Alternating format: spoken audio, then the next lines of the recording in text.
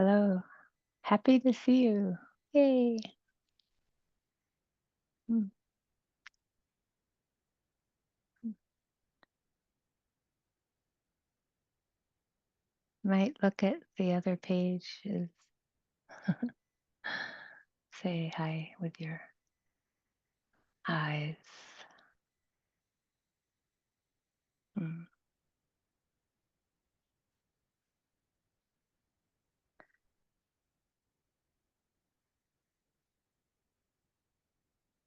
We hope you're all doing well, healthy, safe, protected,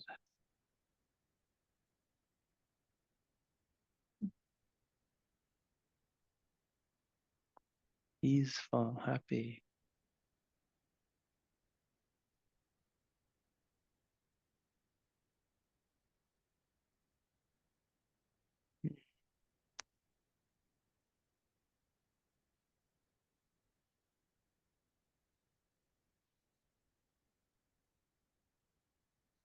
Mm. Okay, get to work. Mm, mhm. Yeah, let's sit together for a little while.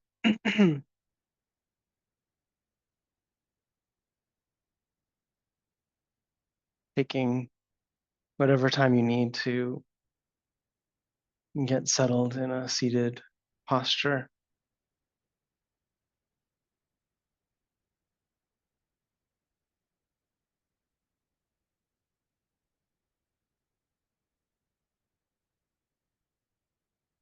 Just attuning to where we can intentionally invite a little relaxation, settling in the body,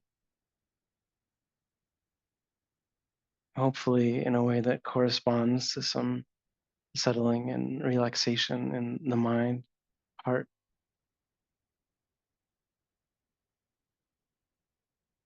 Can see and feel the difference of trying to relax the body with mental tension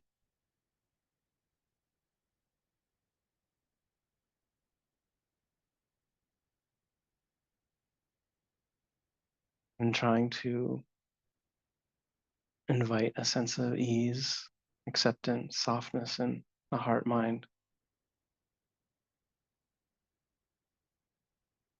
that helps us feel a sense of ease, invites a settling in the body.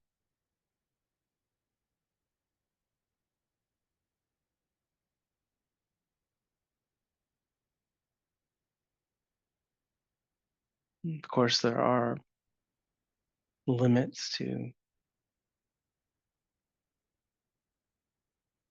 any volitional attempt to relax.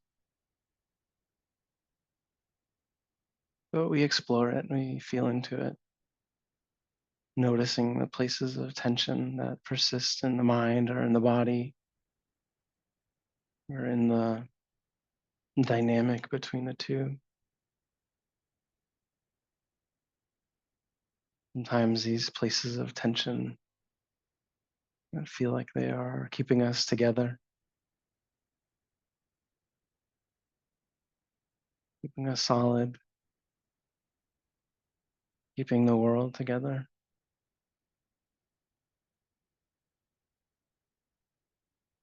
These deeper tensions in the heart mind dynamic, the body mind dynamic.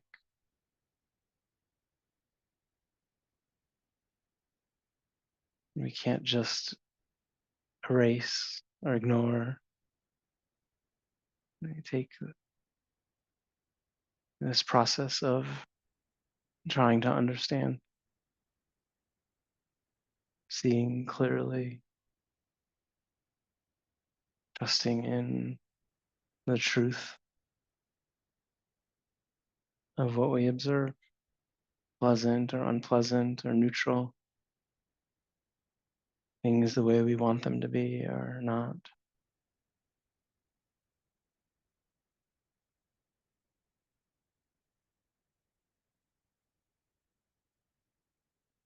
Start to sensitize to the body, the trembling, the vibration, the humming, the aching, the soothing.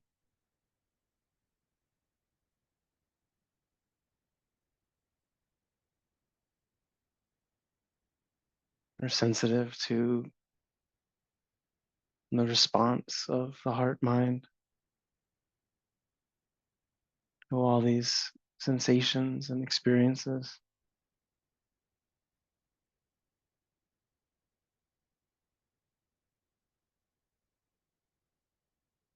and sensitive to, in turn, the body's response to the mind expression,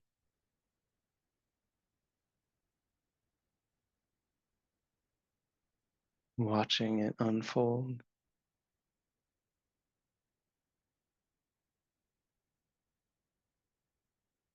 The chain of events, the patterns, the loosening of patterns, the tightening of patterns.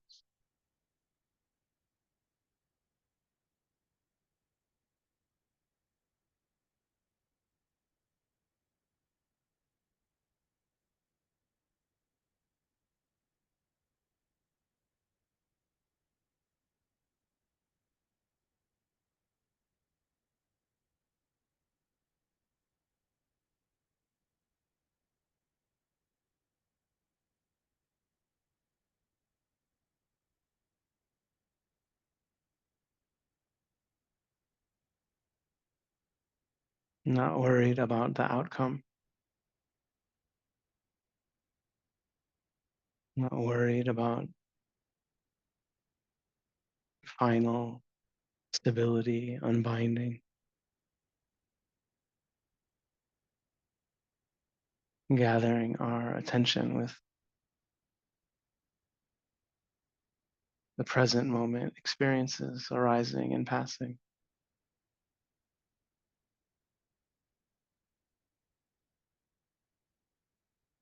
watching the body contract, watching it release, watching the mind contract and watching it release,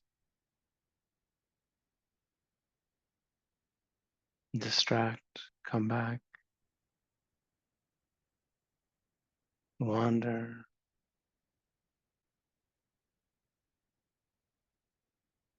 find its way back to all of the undulating changes in the present moment experience.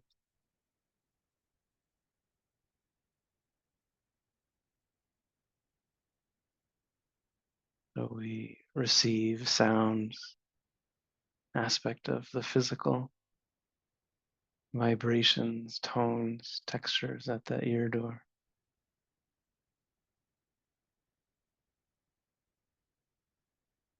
We feel throughout the body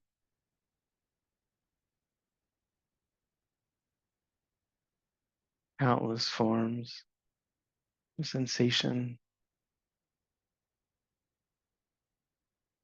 changing, repeating, coming, going, familiar, unfamiliar, pleasant, unpleasant, clear, muddled,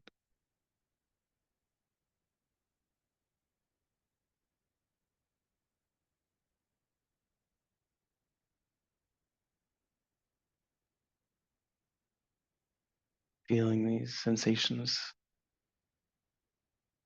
throughout the body, just where the hands are gathered,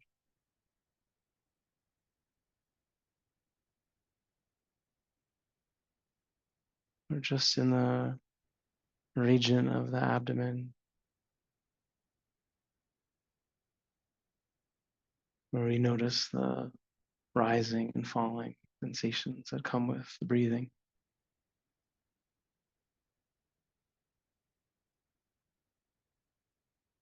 Not controlling, not manipulating, not managing, observing, feeling fully, fathoming as much sensitivity, subtlety, nuance, changes as we can.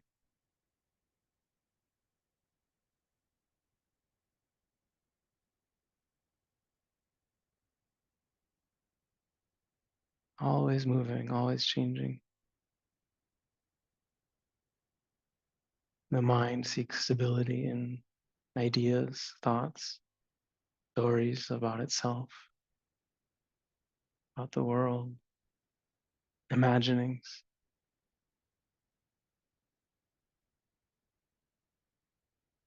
True or not true, they're just as unstable, conjurings, vanishing the moment they arise.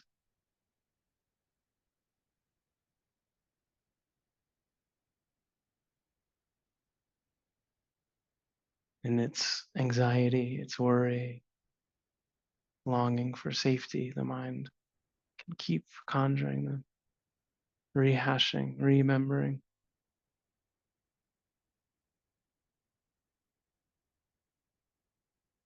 Sense of compassion, where the mind trying to create its own protection, the structure of self, validity,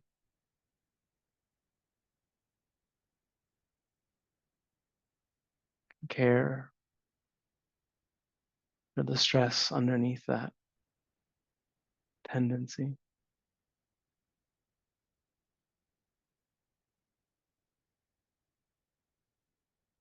And at times let go of that. Or just recognize it as we recognize the body. Fluid, changing condition, moving, arising, passing, undependable,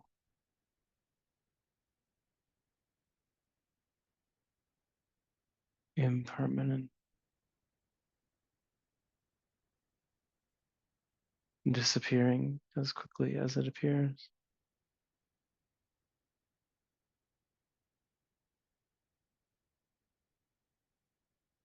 And at times, for moments, that your faith is possible, not in the constructed, in the conditioned, the formulated, the stress produced.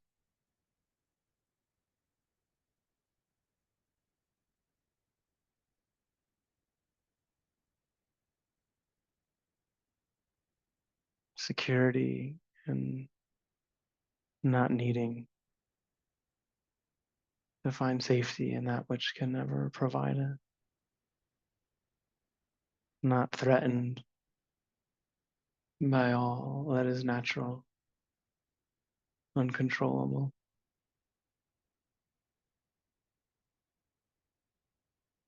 secure in the unstable truth, in the peace beyond satisfaction.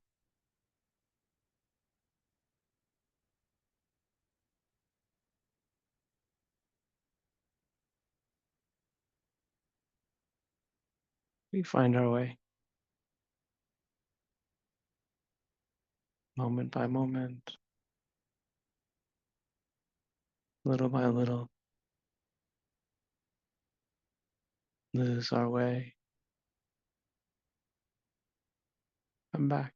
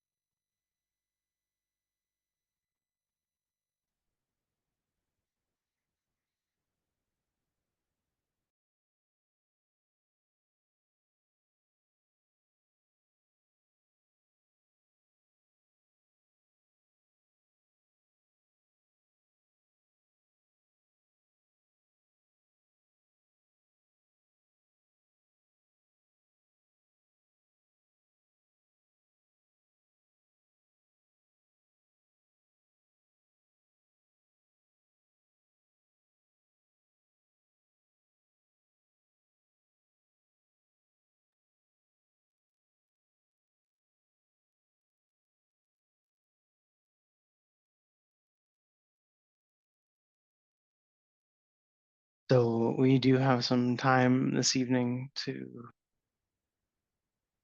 try to help you with any questions you might have about your practice, instructions,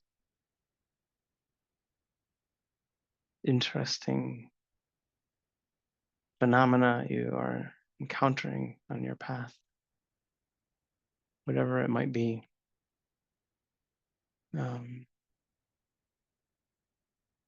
if you have a question, the best way to let us know is at the bottom of your Zoom screen. If you move your mouse around, you'll see a button that says raise hand. You can click on that and let us know that you have a question, or type into the chat there that you have a question. We'll call on you to ask it, or wave your physical hand around, and usually we'll see that as well.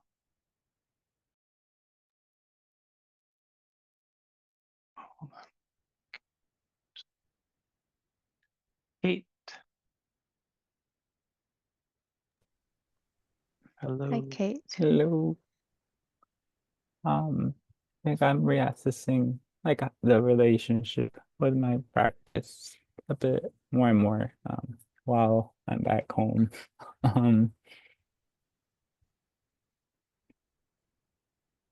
um, yeah, I'm seeing I'm happy to sit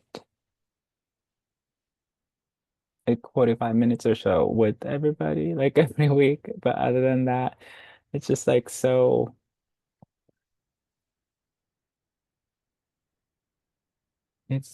difficult. And even like 15 minutes, it's like I'm having hard time. It's not new, but um there's a sense of um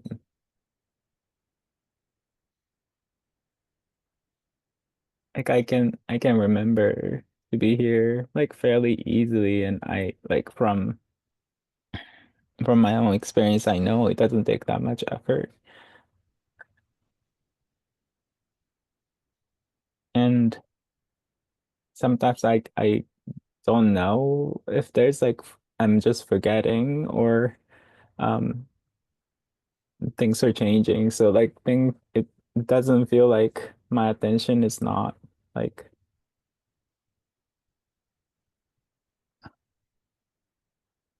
together, or am I getting left behind, or like I'm just going like so far forward, or um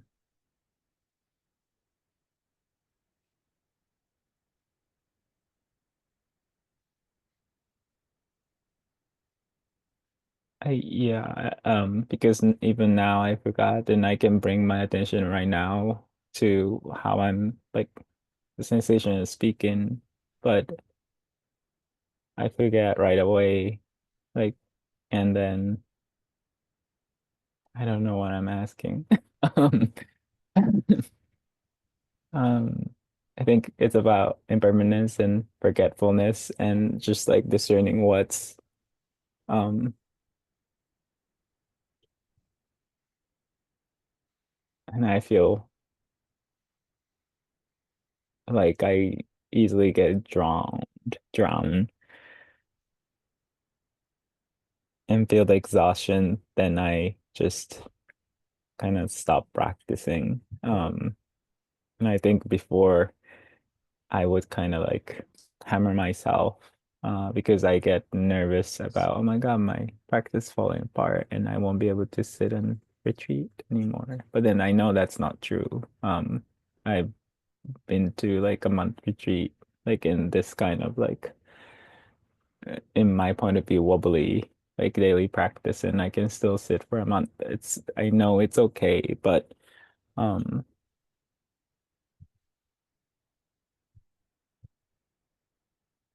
yeah, it just doesn't look like it just doesn't look like how I used to practice, and I'm okay with that. But it doesn't look like anything that out there, or like how I'm reading in the texts or anything like that.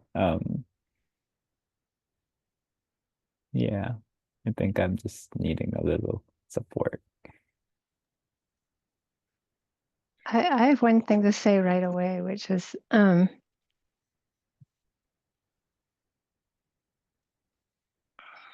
know how I will recommend humor sometimes? So being able to go, yoo-hoo, yoo-hoo, yoo-hoo, right? Just like it's okay. Like it's okay that it's if it can be totally okay, it's like this. It is less tiring. And it can be fun to kind of play with your attention like yoo-hoo.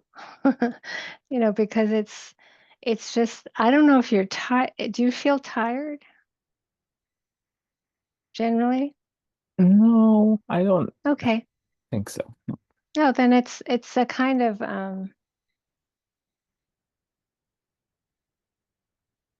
there's two possibilities. One is that the attention's just kind of sliding off and doesn't want to be here in a certain way, and that like you just have to have enormous patience with that like it's not inviting in any way for you to be here. I don't know if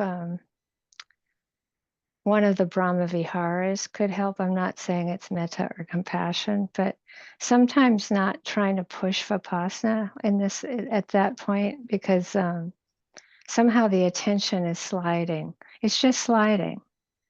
Uh,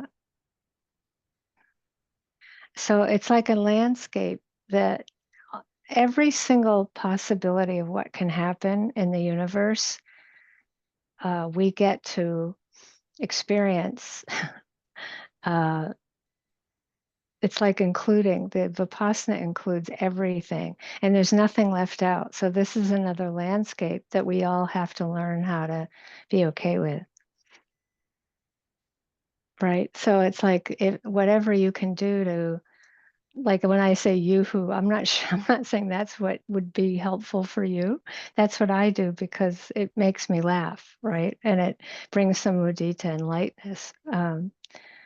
But there's some way of like being able to even label this space, whatever you might think about, what would you label it, and bring other Brahma Viharas in.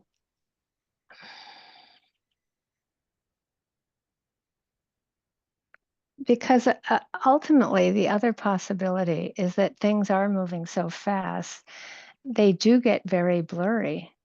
It gets very blurry, and there's a constant feeling of the mindfulness not being able to keep up, and it's like you're constantly starting again. It's like you're starting again more and more and more and more and more. So that's also possible. I'm kind of fishing with you right now because that's a very difficult place to get used to as well. Because for so long you get used to the mindfulness being very sharp and clear, and it starts getting very blurry. And you think you're getting worse at the practice and that something's wrong, but actually you're getting better. Yeah. I think I need to I'm forgetting or like not including the fact that it feels like landslide and just remembering that I'm on the landslide. Like I'm tumbling and yeah, it feels like a symptom or like tumbling seems symptom, but then like oh, like I can actually but that's so hard. That sounds terrible. No, landslide's a good word. It's very clear that it's no fun. Yeah, landslide is definitely not something we tend to lean into. Yeah. But also it's kind of interesting, I think, sometimes, possibly.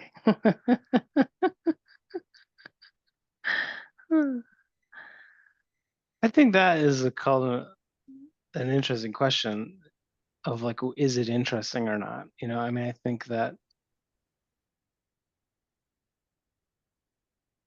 I mean, you look at what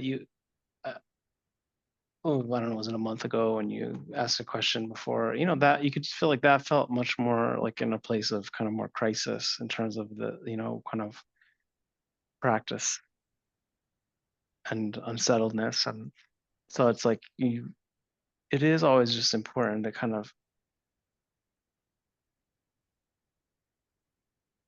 it's like on one hand with our practice, we're looking at such microscopic kind of scales of time.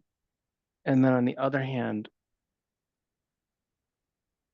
or if you look at the extreme of like countless lifetimes of mind moments and undulations of practice and the kind of coming together and falling apart of the factors of awakening, the time scale of change and development and so-called progress, or it's sort of hard to fathom, so that I think sometimes we don't appreciate how long some of these periods can be that are less familiar, less comfortable. And so but then it's important also to see like change, right? That there is something also very different than even a month ago, in terms of what you're exploring and the sort of mental tone of that, the emotional tone of it, challenging in a different way. So yeah, and I do, to the way what I hear or what comes through, and I don't know how true it is there is something, and maybe it's also like a question I have for you is like it doesn't feel like after you say 15 minutes or a few minutes that it's coming to a point of tension that's like overwhelming. It's more like something just sort of gets lost or falls apart, and then you sort of feel you don't remember what to do, or you get up, or it feels like it's over, or there's some space there that's unclear what's going on, and it's kind of hard to find a little bit of like a getting traction again or something. Is that right? Is that how does that feel like it's a little bit along of kind of what you're describing? Yeah, it's just too slippery, and I just like, oh, okay, like no, and very honest assessment of like, oh, maybe that's not time or place right now. Then I just get up and go. Yeah, Um, that sounds great. I mean, I don't know. I think it's like, there's time. Of course, there's a value to sitting longer at times, and there's a reason why we have certain structures of and standards around, well, here's the duration of a sitting, or we're on retreat, or like you're saying, then there's like, but over a period of a lifetime, you're exploring terrain, and when and it can be any kind of terrain, but that I feel like what's part of what you're describing in terms of the slipperiness and the sort of lostness and the kind of out of phaseness of the attention and what's happening, that there's really elements of that feel very important, along the lines of what Michelle was saying. Of course, everything is important because everything that can be experienced, and we have to get to know every terrain. But also in a classic sense, the things are really slipping by, and that we have to be willing to go through the times when they're slipping by faster than we can keep up with, right? That the concentration and the mindfulness just aren't up to it at that moment for whatever reason, because of the conditions of life, because of the conditions of our minds in that period of we're not on retreat or whatever, and that we have to be able to kind of be okay with that, right? Of just not taking it personally. It's like, oh yeah, okay, things really feel like they're hard to grab onto, and that's actually, there's something very meaningful in that, in terms of classic Dhamma. And the discomfort of that, the sort of disorientation of that is actually also classically important. And you're right that sometimes you don't see it in a lot of the suttas and stuff, but you'll find it in more of the kind of commentarial stuff or the progressive insight, that there's plenty of places where progress is not pleasant. It's not experienced in a pleasant way. And that's, important. So I do, so to go back to where I started with is where Michelle ended, the question of, is it interesting, is important. And that doesn't mean that you then have to sit for another half an hour after 15 minutes are up. It's more, it's like, is there even a moment of like, okay, whatever's going on here is something that maybe I'm not totally seeing. A few more beats of like opening to what that might be. And then you can still end after 15 minutes or 5 minutes or, whatever. It's like sometimes it's important to just be gentle and tender and not, sounds like you're being skillful with your,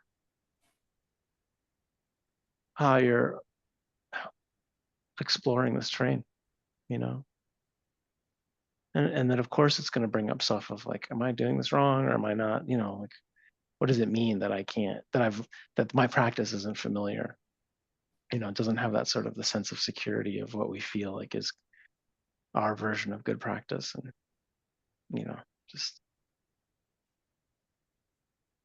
doubt and then let it go.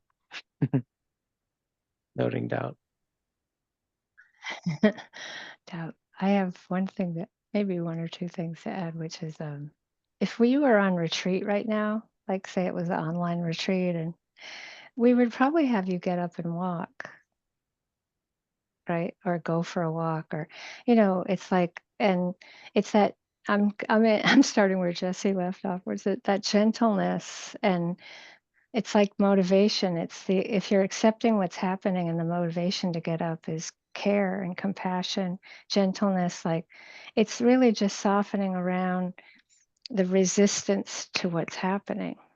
Like if you can't be with it, it's fine to soften around it, and it could be that you do some useless gazing, like out the window, or there's options of what you can do besides force yourself through that landscape.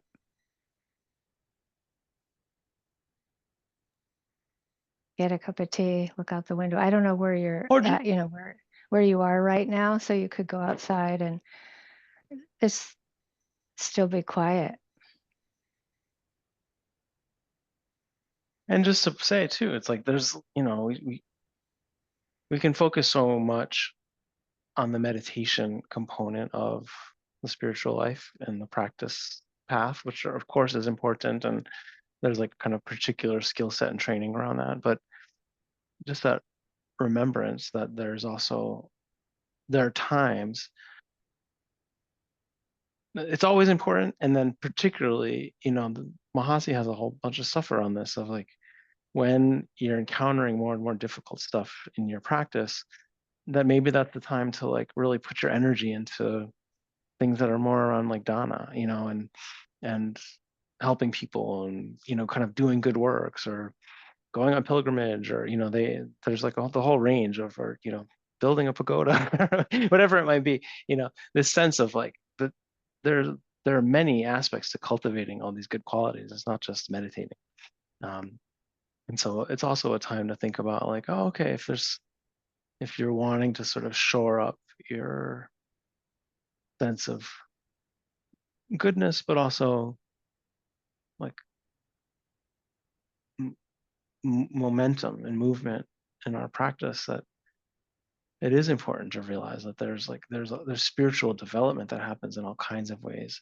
Of course, it's of benefit when we do those things mindfully, and we do them in trying to cultivate the beautiful qualities of heart and mind, but they don't have to be just around like sitting for a set period of time. So sometimes it's also just a sign that it's like, oh, we're in a time of our lives, or our spiritual, just like an era, a phase of sort of shifting the dynamic or the emphasis on something else for a little while, sometimes something more external. Yeah, that's great.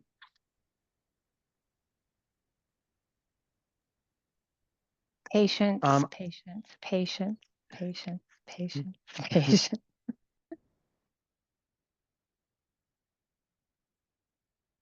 And that word, of course, in the Pali that we translate as patience, kanti, it also really is translated as, forbearance. So, Arlene, did you have a question? Oh, you're muted. Sorry, there I have to unmute again. No. There we go. I've had tinnitus for 20 years, recognizing it on a retreat at IMS. And it hasn't been, it's there. And but today it went nuts. It's like a drill in my ear. And I'm approaching the meditation retreat. And I know that even 20 years ago or 10 years ago, I raised the issue and Michele said, don't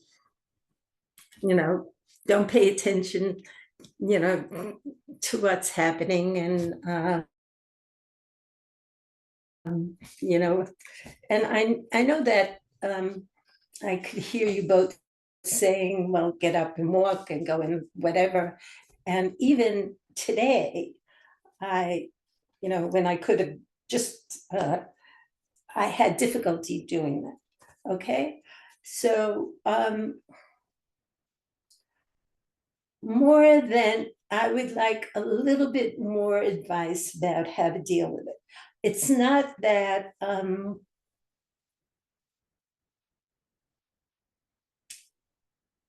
it's not that I'm aggravated, it's there, it's been there, and it's escalating, but there is a way that I want some help about how to frame when it is so, it's like a drill in your ear. It's not how to drain, how to move into the the retreat, which I haven't done for a while. And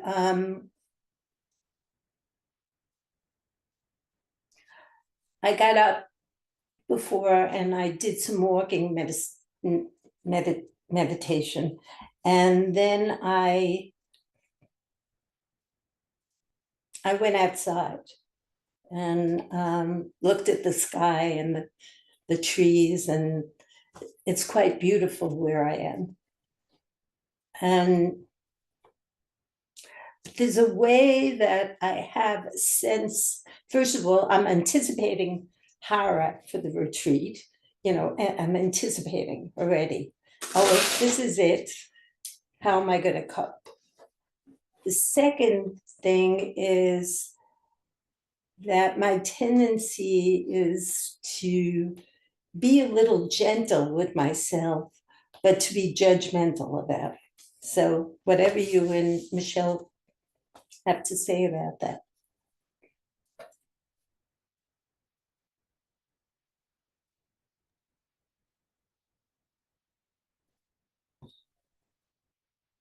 Well, Yeah. Michelle, Do you want me wanna- to? Well, do you want I me to was curious start? about what you said 20 years ago. I don't know if that was, I did that think feel she already correct? quoted it. Yeah. Arlene already quoted what I said. Go take a walk.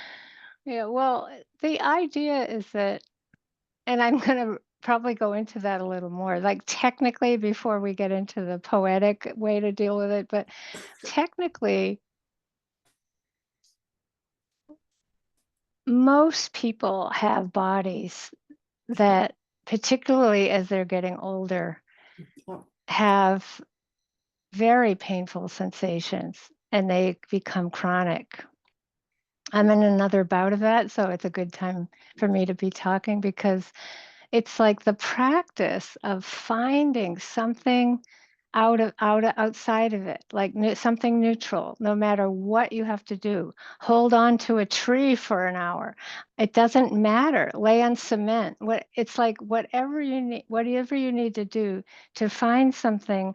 Now the traditional way with the Mahasi method is to find something neutral, but sometimes that's very hard with something intense like tinnitus, right? It's so, but still the idea of being able to get it to be more background than foreground, Right. like this constant practice of not getting pulled into it. It's like a consistent practice of it's not that the attention isn't called millions and millions of times, but it's like Jesse was talking about, that ebb and flow. It's like letting the attention move away. It'll recede into it, move away, but it's like always getting the big picture, always getting the big picture, always getting the, like, that is in so important, because what happens is that the attention, of course, whether it's an emotional pattern, a mental pattern, or a physical pattern, it's going to get pulled in, and it'll be quicksand if it's painful. It's like chronic, you get pulled into, and then there's the doubt, the hopelessness, the helplessness, and fear. And so, of course, Jesse and I don't wish for your retreat to be a place where you're drowning in this. So the first life raft is always,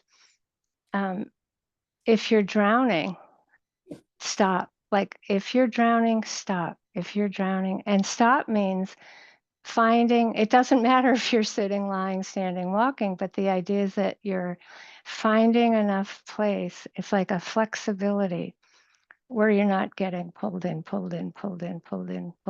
because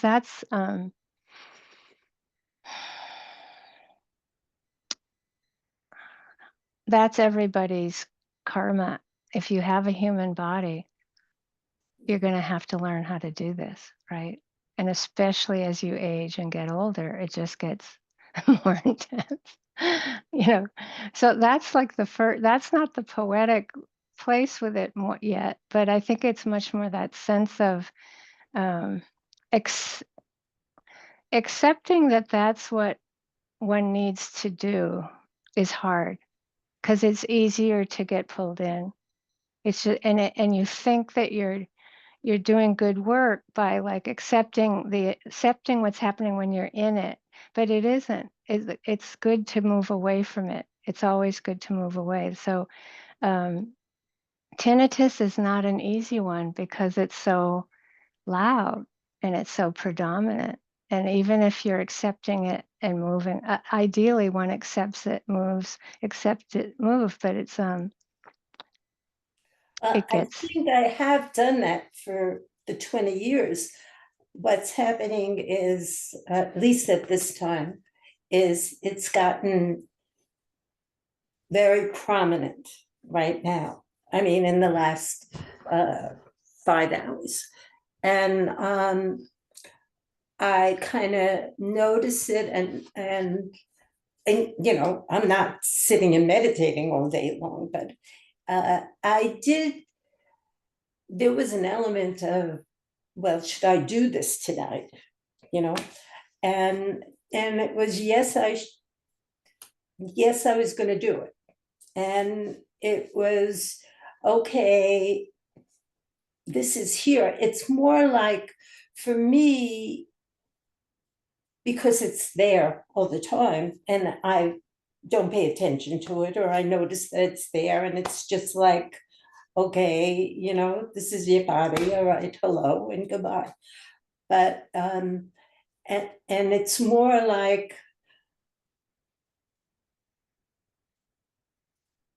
it's escalating, it's like, I want to say to it, well, enough already, because, I got used to this.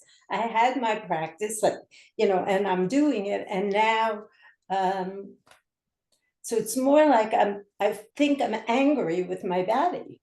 I'm angry with this ear where we had, I can't tell you how it wasn't a big deal for, I mean, it was for the first 6 months or a year. And then it was, oh, just like you have gray hair and wrinkles, and oh, it's, here's hello, and it goes away. And now I feel like it's saying, ha ha ha, ha, you thought I was going, So it's, I guess what it is, it's the awareness, which we all know, especially if we're old, that we're not in control, and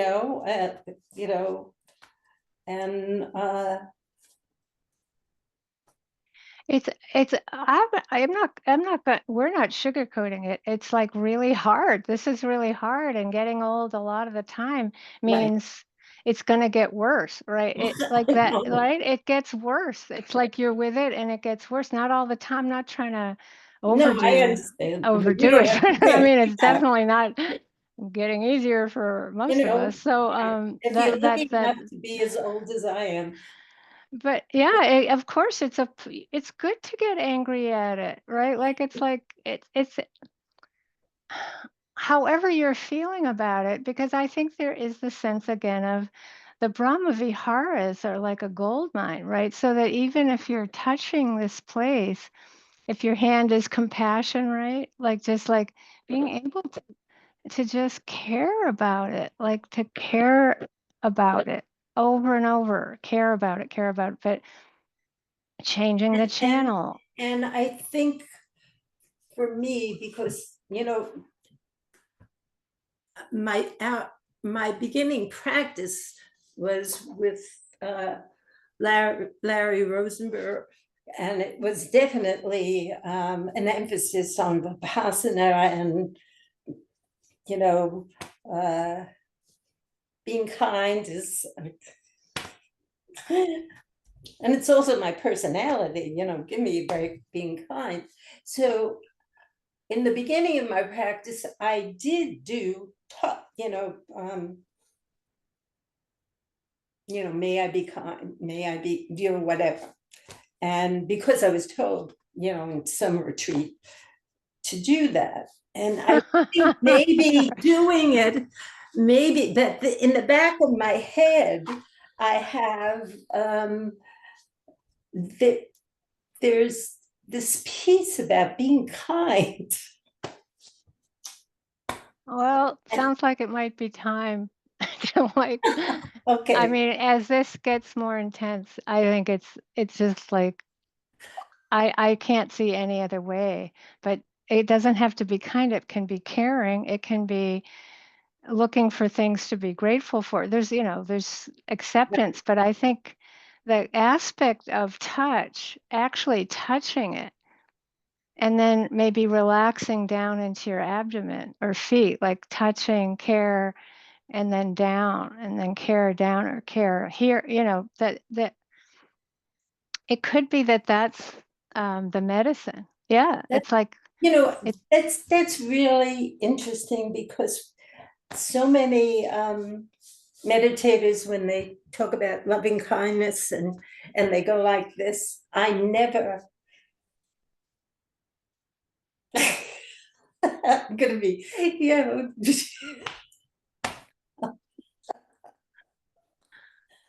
oh God, the end of my life, kindness. And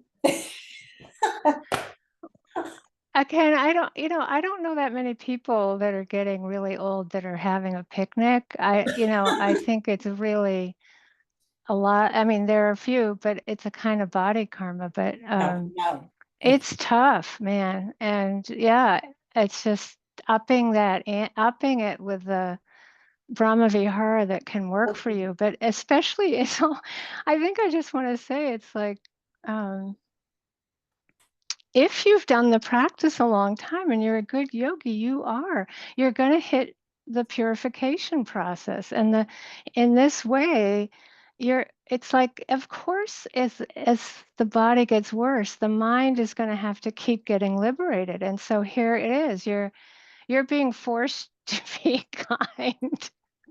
So you might as well find the place in your body that's asking for it. The tennis is demanding it. It's demanding it. Okay. It's being very strict with you. Strict, a very strict teacher.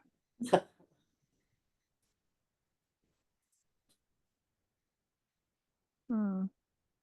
Yeah, we'll all be going like this the next sitting. Okay. It feels good, actually. It feels really good. It's a new sect of Vipassana.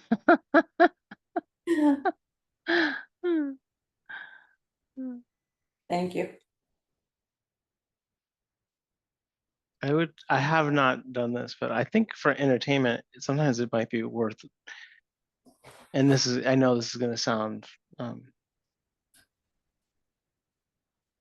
irreverent, but I remember hearing, you know, Ajahn Sumedho wrote like a whole book about like the sound of the universe or whatever, and really just his tinnitus that he realized later that that's what he was hearing, you know, and it's like, it's kind of a cool, worth just touching into a little to see how much of it is about interpretation, you know, and whether you feel like you like that it's possible to interpret that experience as like you are like tuning into like some great holy sacred thing, right? Which is, I'm not saying that's a true interpretation, but that you can see that that's like as much of an interpretation as like my body's falling apart and I'm dying, I'm getting old, and this is like the inevitable, you know, this like sort of climax of dukkha is like in motion, you know.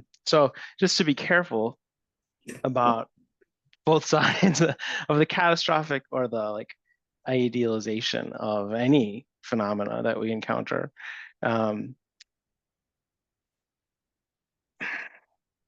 Always, because that is, you know, that is Vipassana. I mean, that is very important, right? It's like what you're describing is so real and so true, that terror or the horror that of like, this is going to actually make me crazy, you know, this is so intense so that I'm actually not going to be able to bear this. And then to see that that is a fear of a future moment that actually is not happening. And that Right. actually in the present moment, what's happening is you actually are with it and you can be with it. And as you've described 20 years ago, when this first started, of course, you were asking Michele questions about it because I'm sure it was upsetting, right? And that over time, you were able to integrate it into your practice. And there's times where it's no big deal, sometimes it's more intense, and you know, you've managed it. And that there's, of course, we get into feeling like, well, this next level of it is going to be more than I can handle. But actually, if you look at your own practice, that you have you should have a sense of confidence. You should have a sense of confidence that that that you can deal with this, right? No matter what it is, and how horrible it, you know, like however intense anything might get, right? Because you've done it before, actually. And you know, I also have tinnitus, and it is also worsening. I will say on retreats, it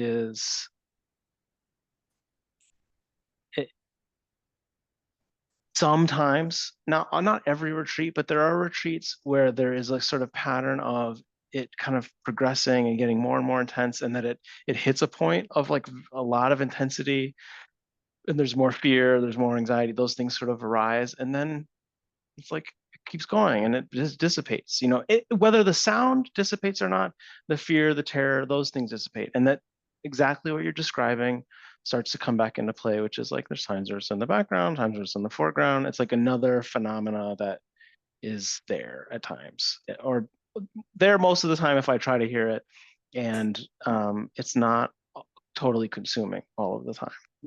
And like you're saying, you know that these things can change. It's worth knowing that there is like more science at this, but there's a little more understanding about some aspects of it these days. So especially since you said this just came on, you know, this today, you should go see an You audiologist know, I am. for sure, you know, because there is kind of more, there's some interesting stuff out there. You'll see people try a million different things. For some people, some things work, you know. And usually it's for the more extreme stuff that things work, actually.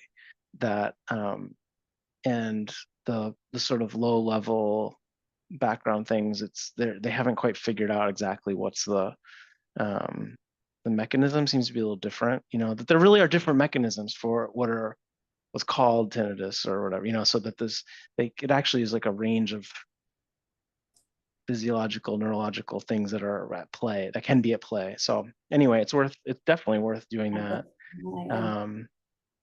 And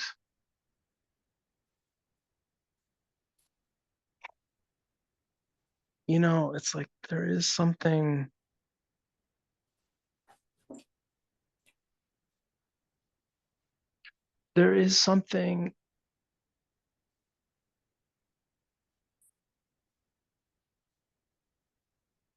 it's not to say there's something like healthy about the fear, but there's something healthy about humility in our practice, and knowing that we have made it through certain things, and that there are expressions of those things that are beyond what we've encountered, and that those are scary to us, and that we recognize that they would be challenging for us, you know. And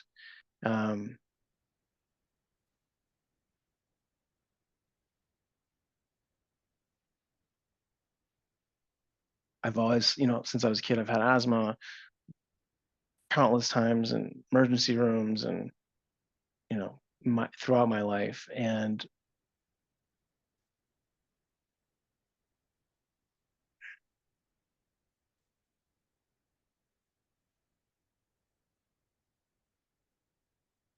on the one hand, I'm in a phase where it's like things are more stable. I have like kind of a better, I'm just better.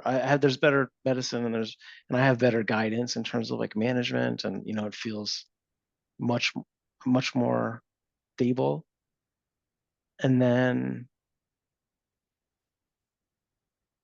even even when I got the flu this winter, I was basically at like the maximum of my like medication, you know, capacity before having to take prednisone or something like a more like an internal cortisone thing, which I'll do. I'll do it, but it's, you know, it's heavy on your system.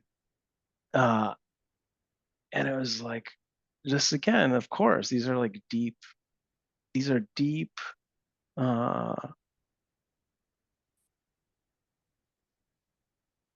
there's something existential, right? There's something very fundamental about the fears and the anxieties of these things. And then, you know, just, and then knowing that my system is like, in the many ways that it's fragile, the lungs, that particular aspect of the fragility is like it's sensitive, you know. It's definitely like something I'm very aware of in terms of, you know, my physicality. And that is a deep pattern also, like emotionally, psychologically, and spiritually. And to see my mom going through like kind of like my biggest nightmare in terms of breathing for like a slow period of like a year, and now like very dramatically, it has to, I think it's just good for us to be humble in that way, right? Of seeing like, this would be really hard, and when you're faced with it, you show up for it, you know, one way or another. And then you go through the fear, you go through the anxiety, and you go through the places where you relax and you rest, and you know there's nothing more that can be done about it. And there is something very powerful also that I'm in the midst of observing around that. That is that whole range of like having to go through just like the from the fear to the faith of the obstacles that we know we can encounter in terms of the body, in terms of aging, in terms of death. And it's so important. It's so important, and not easy, So I think that while we want you to feel like there's a way forward and that you can do this and we'll help you do it, that it's to really understand that fear and the horror that you described, or the terror, it's like that's the sign of it, as like how valiant you are and how valiant we are as yogis, trying to go on this path, of facing all that we can face, as Michele said, that everything that's possible to encounter in the body and the mind and heart. It's, it's incredible. And this thing of like the mind and the body, and it is an important thing in the Theravada understanding and system. It's like they're so entwined, they're so interwoven and ingrained, and they are distinct, right? That like something that is happening in this sort of like physical, and in the sort of realms where those things feel so intertwined, right? At the same time, it's like the mind can be okay. It is not a iron chain from body to mind, that they're different aspects of reality, and that the mind can be at peace and can be caring and loving no matter what is happening in the body, is so important. And it's so important, and it's wonderful when we can get a sense of that through something like easy.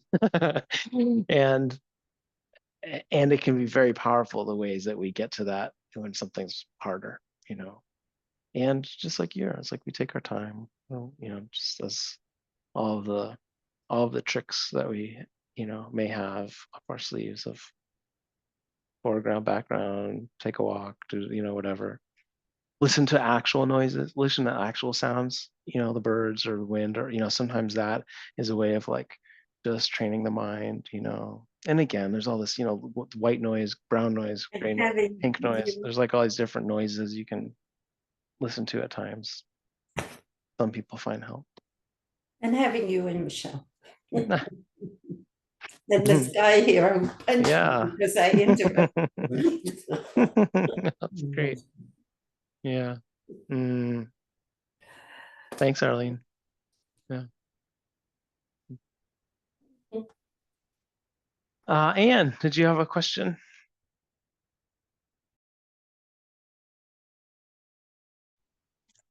Hello, great to be here. I thank you for those questions and those thoughtful answers. I resonate with both the landsliding and the pain, and I don't have tinnitus, but I've got my own brand. But I am wanted to just bring up the fact that I haven't been here for a few months, and I departed for some travel overseas just right after the retreat, and the Brahmavihara's retreat, and I was in such a really wonderful place and felt so connected to the practice and to the Sangha and the Dharma, and then I went off, and I couldn't tap in this um, to this Sunday Sangha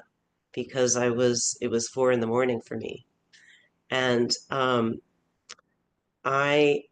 speaking of Kate's landslide and the climax of dukkha, I was here on this beautiful trip in Spain, and I was so isolated and so alone, and all that beautiful work from the retreat, all the four Brahma Viharas, the divine abodes, they just kind of like they went out the window. And you know, I think I'm sort of disappointed in myself about that. I mean, I ended up having just so many negative things happen. My wallet was stolen. I got caught in that blackout in the Iberian Peninsula. And I was in a very remote place, and things just kept happening that were, adversarial, and I couldn't. And then the body pain, and then an illness, and here I was all alone traveling by myself, and I didn't have access to this sangha and to community and to these practices. And I did my best, but I'm not sure I have a question, but I guess what really happened for me is that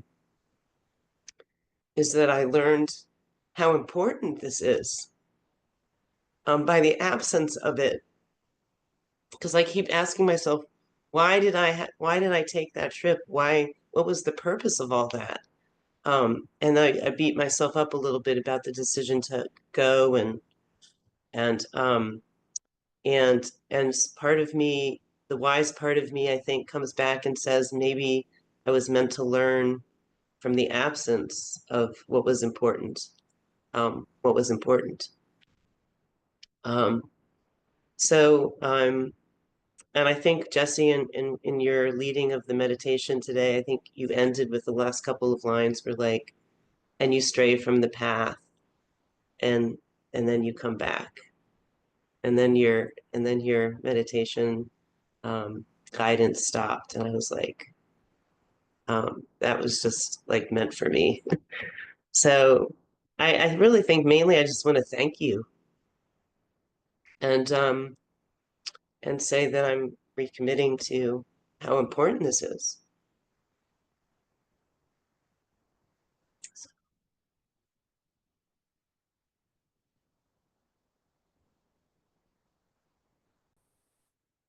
What you're saying is very deep. Like it's like I think we all go through that as we learn. I mean, there's different reasons why we'll lose it. But I remember my first retreat in 75 for 2 weeks. I just thought it was just going to last, right? Like that, there wasn't even any trip, like, or there was, like, it was just mainly, I lived in an isolated place, but honestly, I just believed that it was going to hold, right? And the level to which it didn't hold was shocking. I was like, I think we all have to go through that again and again enough to realize, oh, wait a minute, there's that taking refuge in Sangha, right? Taking refuge has, as we go through life with all this stuff, it starts to have a deeper and a deeper and a deeper meaning, a deeper understanding. And as Jesse said, this is very humbling. It's humbling to want the support, want like to need it, and to accept that it's okay. And that the meaning of that is that this is very difficult. It's not easy to get liberated and to get free. So that, and I think also in my early years of going to Burma, at that time, there was enough of the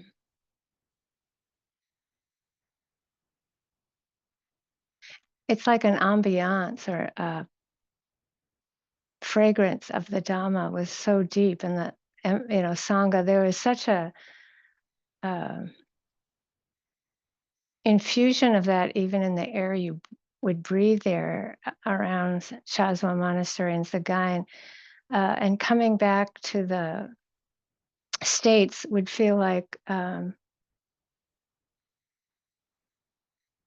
really like going into a mall that you don't like, like it, like it felt like that much of a drop, like a loss of like, you didn't know you were in it. And then when you left it, it was like, what is with our culture? Like, why is it so absent? And so that I think that's where the commitment grows, to bring it in, and to bring it in wherever you are, and to bring it in wherever you are. But to know that,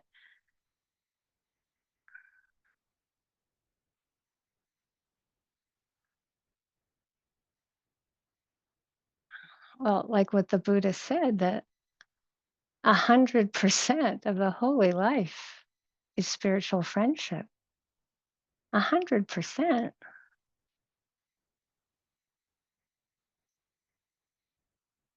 I mean, maybe he was off a percent. I mean, but I mean, you could give him like some error there, like, but really 100% is pretty clear that we need it.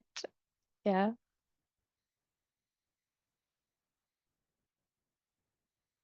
But you have to go through this, and you have to go through these times where you actually experience the humility of the loss of it before you recognize how much you need it.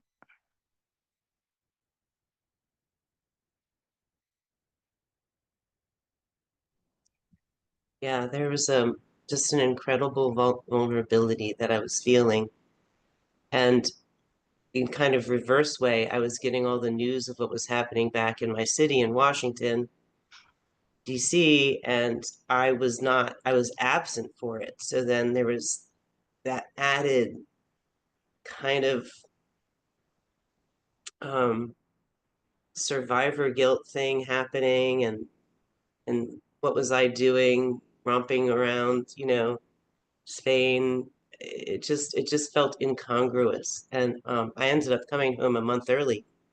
And I'm worried about what I'm about to be facing, at another level, but I it feels like the right decision, um and right now it just seems more than ever that community and connection matters.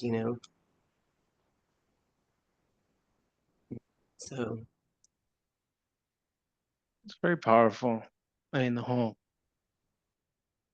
thing. And I sometimes these things you have to, the meaning of it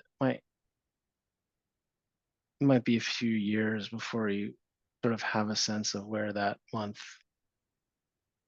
fits in, to everything else. And I would be definitely, I mean, not that I don't think you are necessarily, but I definitely would be careful in like framing it as like a bad decision or frivolous, or it's like sometimes we do need space, or we adventure or something different or a change, and it's holding that tension of what we lose in that also, and the independence and the wanting to be closer. I mean, it's very it's very profound, really.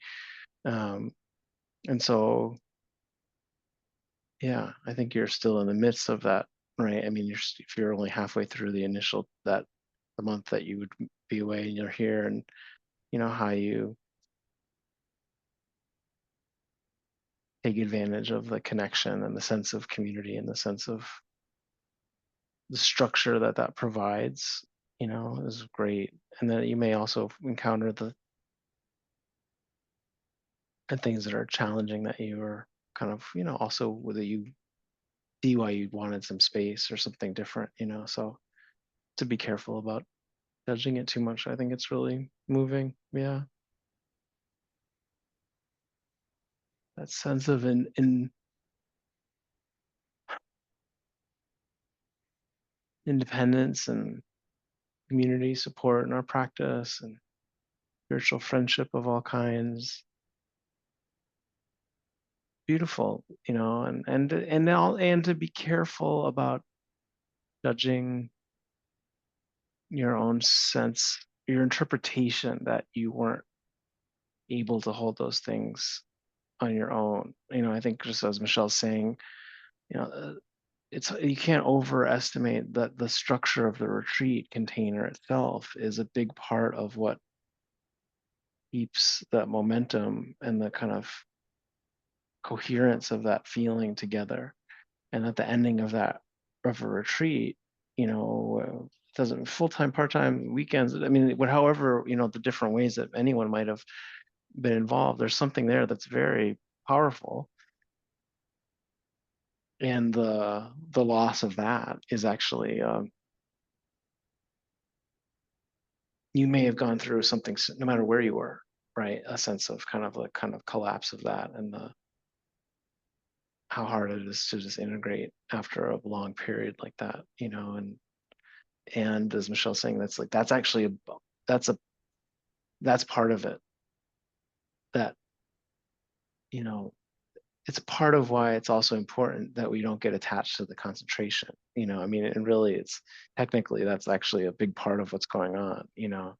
And watching the collapse of the concentration is also, you know, a technical approach to Vipassana at times, you know. And so that, how hard that is, you know, to go through that is actually like a part of the path and important. So great. Sounds great. Yeah. Where did my contentment beyond measure go? Where did my equanimity go? Where did my metta go? We all hit it.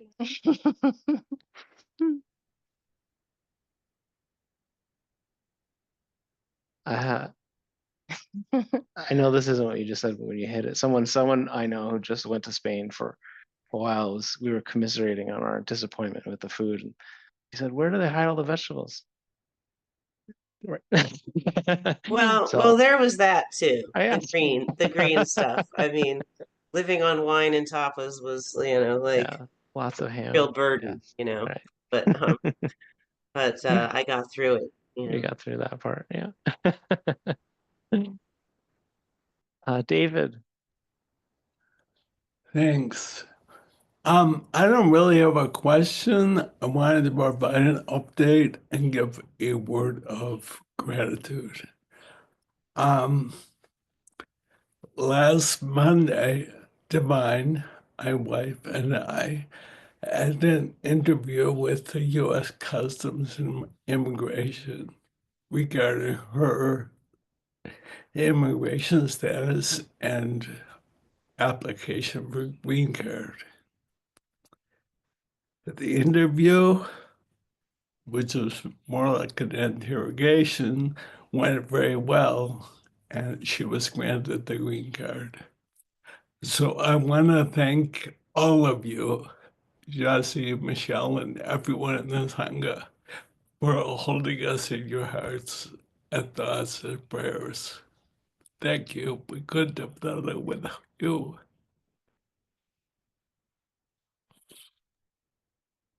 Wow, David, thank you for letting us know. Wow.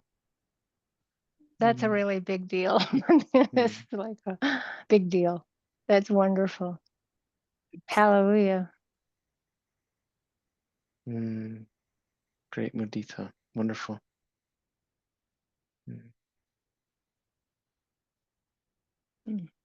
Thanks, David. Good Thanks, good news everybody. as well. Good news is welcome. Oh, can I just add something that I'm back where I was when I had the retreat, and I was on the beach, and during the retreat, during the mudita weekend, I was learning how to give mudita to everything, cloud, sky, you know, and I was back on the beach today doing that, you know, with the sandpipers and the horseshoe crabs and the little stand crabs, and it was just like, okay, I'm back. Yeah, mudita is a happy one. That's wonderful. Springtime is pretty amazing, that's for sure. Hmm. Hmm. Okay, everyone, thank you so much. Yeah, good to see you. Take care. Here, take care. Good See you luck. next Sunday. See you Sunday. Good luck.